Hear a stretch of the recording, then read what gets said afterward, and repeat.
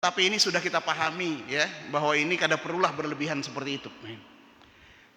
Sahabat Nabi ini sampai seperti itu. Dan ini perintah dari Allah. Sudah ya. Ada seorang yang bernama Tolhah. Tolhah ini orangnya tua ya, dan ya sedihnya luar biasa. Dan ini berlangsung cukup lama. Yang hebatnya apa? Yang hebatnya begini, Pak. Pada saat 3 orang ini kena embargo sosial, ya, datang tawaran dari, kalau sekarang daerah Syria, Raja Persia. Persia waktu itu belum ditaklukkan kan? Persia ditaklukkan di era Umar bin Khattab. Persia masih kafir. Raja Persia kemudian mengirim utusan ke Madinah menemui 3 orang ini. Apa tawarannya? Kamu di sini di Madinah dikucilkan oleh teman-temanmu. Bahkan pimpinanmu Muhammad menyuruh teman-temanmu untuk mengembargo kalian. Kalau kalian mau, kalian bertiga kami angkut ke Syam, dan kami akan jadikan kalian bertiga sebagai warga negara kehormatan yang akan difasilitasi dan dibiayai oleh negara.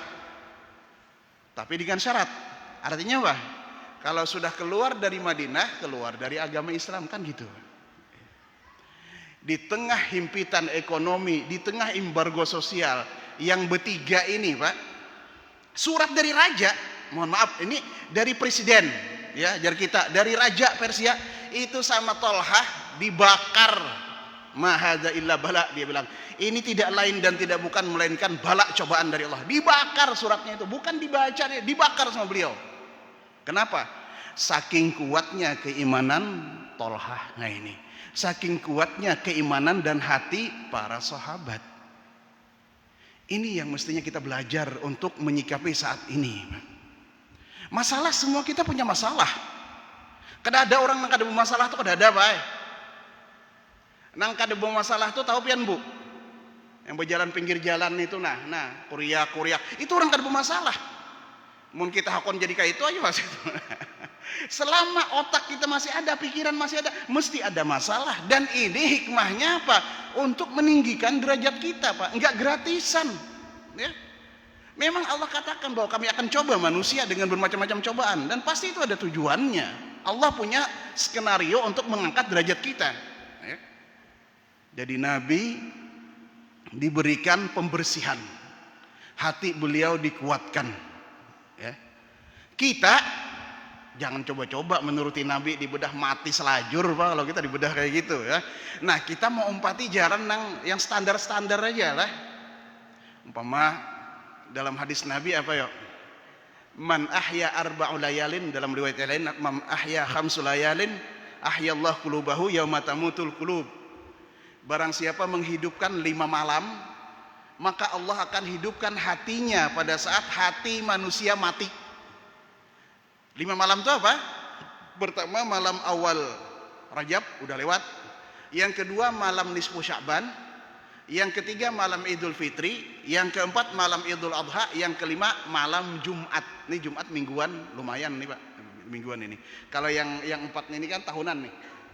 Menghidupkan 5 malam ini, kata Nabi, Allah akan menghidupkan hati kita manakala hati manusia mati. Pertanyaannya sekarang, mati hati itu kayak apa? Nah itu. Mati hati dikatakan oleh para ulama adalah manakala hati kita sudah tidak bisa membedakan antara baik dan benar. Manakala hati kita sudah digulung dan dikuasai oleh nafsul ammarah. Manakala hati kita sudah tidak terima kebenaran, nah itu mati hatinya sudah. Kalau masih nerima kadang-kadang nerima, ini marot, hanya garing hatinya, masih garing aja. Tapi kalau sudah mati, bahaya. Ya ini, ya. Dan menghidupkan hati, caranya apa? Salah satunya dengan menghidupkan waktu-waktu tersebut. Makanya kita bersyukur, Pak. Malam Jumat, ulun yakin di sini kalau Jumat pasti ada pengajian, Pak, ya. Paling tidak kita baca Yasin kan, biasa ada baca Yasin, baca apa untuk malam Jumat. Kemudian malam nisfu Sya'ban kita baca Yasin 3 kali dengan doa yang macam-macam. Ini di 5 malam ini, ya memang kita kan tahu ya, waktu mustajab doa itu tiap malam, Pak.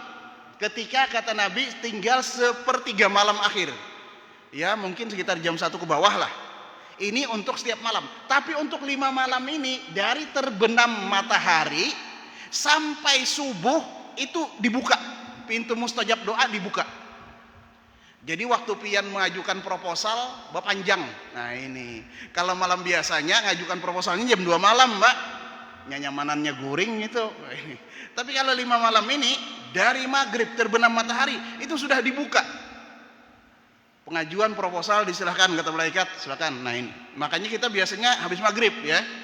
Malam Jumat habis maghrib ada kegiatan baca Yasin dan sebagainya. Malam nisfu Sya'ban kita adakan habis maghrib dan seterusnya. Nah, hati yang hidup adalah hati yang masih bisa berpikir, hati yang masih bisa berkonsentrasi pada saat jasad kita, otak kita sudah tidak bisa berpikir dengan baik. Ini hati yang hidup, Pak. Ekonomi sudah macet, ya. Mencari pasaran susah, gawian kada tapi ada. Tapi orang yang memiliki hati yang hidup, dia yakin, kita masih punya Allah Ta'ala, kenapa repot? Kan gitu, selesai. Orang yang hatinya hatinya ittisal, nyambung dengan Allah Ta'ala, dan ini yang diajari oleh guru-guru kita bahari. Menanamkan semangat dalam hati bahwa sebuah keyakinan kita, dan ini wajib, bahwa hidup kita diatur oleh Allah. Itu sudah. Mungkin kita bisa berusaha, tapi manakala usaha kita sudah kada kawa lagi, ya, mentok sudah usaha kita, nah disinilah cara yang kedua, menjalani jalan tawakal dan pasrah dengan Allah Ta'ala. Ini kalau kita dalam setiap saat mengandalkan otak, kada mampu, Pak, kada mampu. Tapi yang kada usah repot-repot lah, mohon maaf lah. Mungkin kita inilah pada saat kita masih SD, pian masih SD, masih SMP, kira-kira terpikirlah bahwa kena aku tuha kayak apa, aku hendak nukar rumah. Pernah berpikir itu, Pak? Ulun pribadi, Pak, pada saat sekolah SD kada terpikir bahwa ulun itu mampu beli sepeda ontel. Kada terpikir, Pak.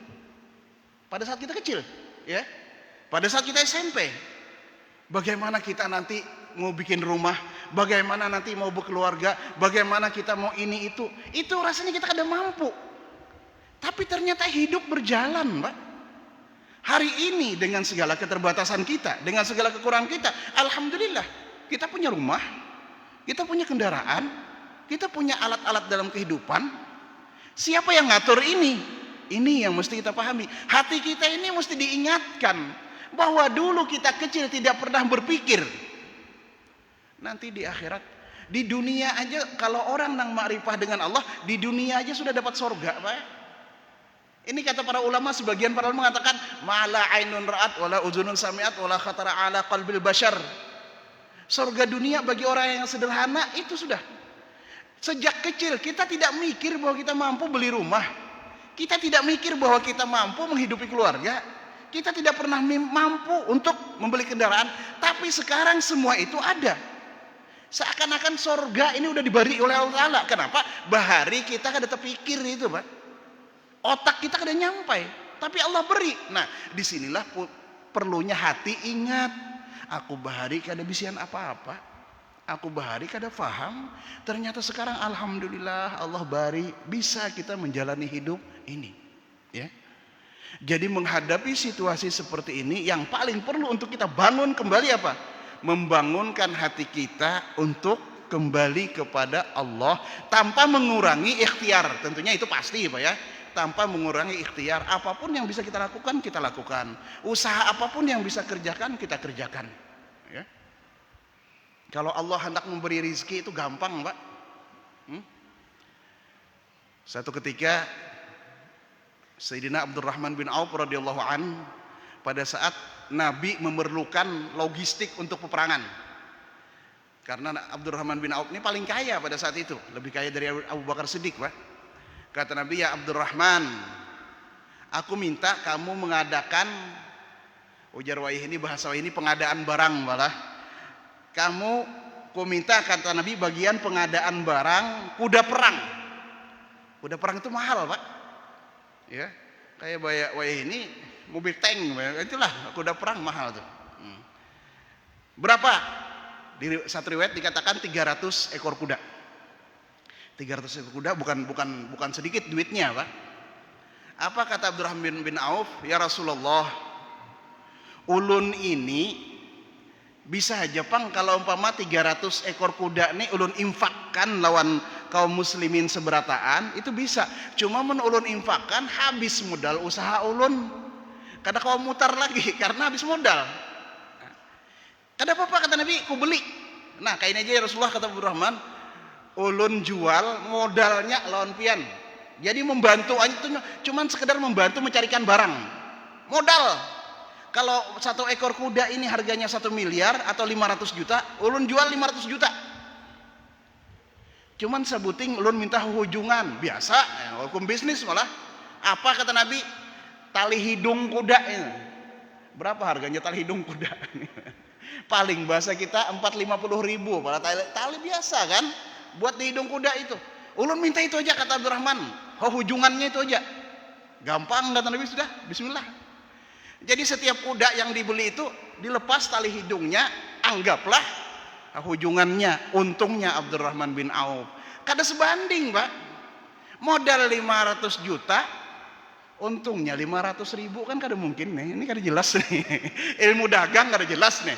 Tapi dia ilmunya ilmu dagang bil qalb, dengan hati, Pak.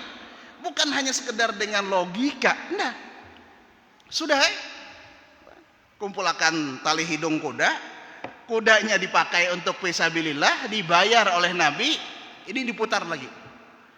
Allah berkehendak lain, Pak. Beberapa waktu kemudian datang orang Persia, orang luar negeri yang kita ke Madinah mencari tali hidung kuda. Nah, wassalam sudah ini. Karena yang datang bule, wah bule bahasa kita ya. Orang luar negeri, harganya sudah harga internasional, bukan harga lokal lagi. Yang tadinya harganya sekian, berpuluh kali lipat untung Abdurrahman bin Auf hanya dengan tali hidung kuda itu aja. Ini gambaran bagaimana Allah memberikan rizki kepada kita. Beberapa tahun yang lewat, sekitar 4-5 tahun yang lewat, Pak, kita pernah mengalami kegagalan ekonomi. Kalimantan Selatan gagal panen. Kada terpikir nih, ya Allah, dalam hati. Cuma kita yakin, Pak, bahwa Allah itu pasti membantu. Kayak apa nih orang di kampung nih makan. Kita pengen melihat skenario-nya Allah Ta'ala, Pak.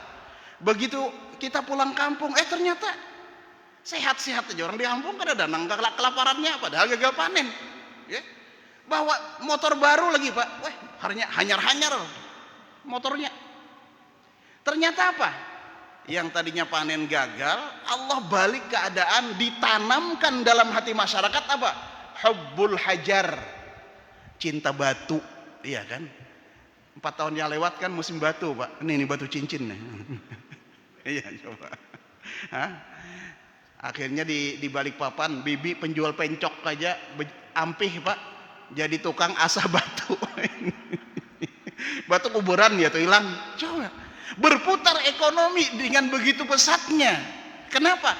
Karena Allah letakkan cinta batu dalam hati masyarakat. Jadilah ekonomi yang sangat dahsyat pada saat itu. Wah, berlomba-lomba orang nyari batu ini, batu itu, dan segala macam. Ini rahasia Allah, Pak.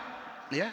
Supaya apa? Maksud ulun supaya kita optimis menghadapi hidup itu. Jangan kayak apa aku kena, aduh saya kayak apa hidup Pak, mulai bahari kita kayak gini-gini aja. Iya, ya. Wah, ini menurut Menteri Ekonomi gini. Dolar sekian. Sama ya juga kita mulai bahari kayak ini aja, mulai dolar murah, dolar larang, ya kayak itu aja sudah. Ngapain kita ribut? Nah, ini. Jangan kita bebani pikiran kita dengan hal yang tidak wajib untuk kita pikirkan, Pak. Itulah supaya kita aman, ya, supaya kita aman.